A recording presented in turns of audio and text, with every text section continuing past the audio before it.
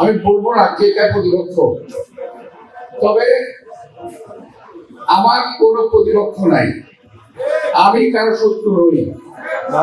আমি সকলকেই এই এলাকায় যতগুলো প্রার্থী আছেন সকলকে আমি স্বাগত জানাই। সবাই আমার স্নেহাস্পদ, কেউ আমার সমবয়সী নাই। তো ওদের সঙ্গে আমার প্রতিযোগিতা চলে না। আমি ওদেরকে আদরের দৃষ্টিতে দেখি, আমি ওদেরকে ভালোবাসি। যদি ওদের ভুল হয় আমি সংশোধন করার চেষ্টা করি বক্তব্যের মাধ্যমে। যেহেতু সকাল থেকে রাত পর্যন্ত যতবার আল্লাহর নাম নেয় আল্লাহকে মাফ করুন, তার চেয়ে বেশি আমার নাম নেয়। এখন আমাকে গালিগালাজ করে। আচ্ছা, আপনারা যে এত বছর ঢাকা শহরে বড় হলেন, চাকরি করতেছেন, 17-18 বছর আপনারা দেখেন নাই? আগে যারা ছিল তারা তো অনেকেই নাই, মারা গেছে, আপনারা তো দেখেছেন। আমার কোনো বদনাম দুর্নাম শুনেছিলেন? কিন্তু কয়েকজন লোক সকালবেলা ঘুম থেকে উঠেই আমার বিরুদ্ধে বদনামের টুকরি শোনা শুরু করে, বলতেই থাকে। শুনতে শুনতে কাটা ঝাড়া হয়ে যায়। মানুষজন বলে যে আপনি কিছু বলেন না কেন? আমি বললাম, ভাই একটা কবিতা বললাম, কুকুরের কাজ কুকুর করেছে, কামড় দিয়েছে পায়, তাই বলে কি মানুষের কুকুরের পায়ে কামড় দেওয়া মানুষের সময় পায়? তো কথা বুঝতে পারছেন তো?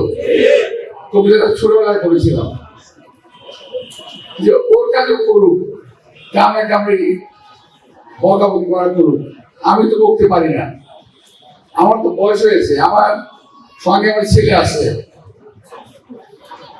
তো ও তার ছেলে ছোট, আর কিছুদিন পর দেরি হয়তো হয়তো নাতি বয়স হতে হয়, ওদের সাথে কথা বলা মুশকিল।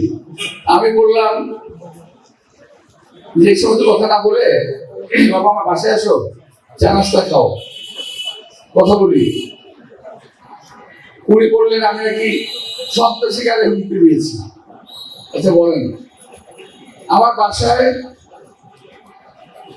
সকল সময় আমার বিরোধী প্রার্থীরা আমরা একসঙ্গে বসে খাওয়া দাওয়া করেছি, মাঠে লড়াই করেছি, ঘরে আমার দোস্তি ছিল, কখনোই একটা বন্ধু শত্রু ভাবি নেই।